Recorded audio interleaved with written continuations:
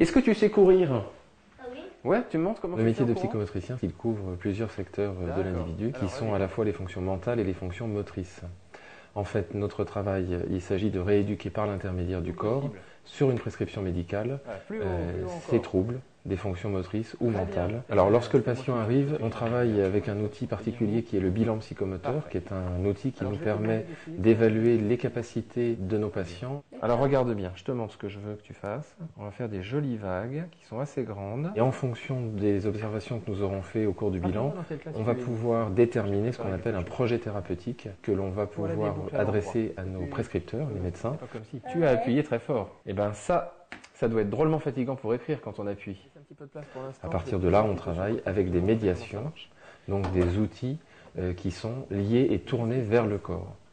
Alors là, j'utilise le médiateur donc informatique avec une tablette graphique, ce qui permet pour moi d'avoir un aspect très ludique sur la rééducation de l'écriture en particulier.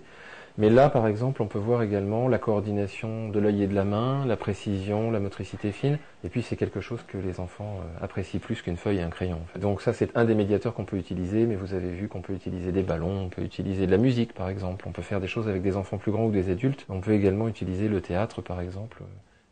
Je me suis orienté vers une préparation au concours, intégrer l'ISRP, donc une école de psychomotricité, et obtenir mon diplôme d'État au bout des 3 années de diplôme. Alors les tâches principales du métier de psychomotricien sont bien évidemment tout ce qui concerne le patient, c'est-à-dire avant tout les prises en charge autour du patient avec les différentes activités qu'on peut mettre en place, soit auprès de l'enfant ou de l'adulte, pour l'aider à travailler les difficultés qu'on a pu évoquer dans le bilan, et également quelques tâches administratives, puisqu'on est amené à rédiger des comptes rendus, des bilans, des éléments qu'on va transmettre à la famille et à nos prescripteurs. Alors pour l'activité en libéral, ce qui peut être un peu compliqué, c'est d'être peut-être un petit peu seul hors d'une équipe, ce que moi je complète par un travail en réseau avec d'autres psychomotriciens, avec des orthophonistes ou des kinésithérapeutes avec lesquels on peut échanger, et puis des horaires qui sont parfois un petit peu longs en libéral. L'objectif prioritaire, c'est donc peut-être pour moi dans l'avenir de trouver une orientation auprès de l'entreprise, du milieu de l'entreprise.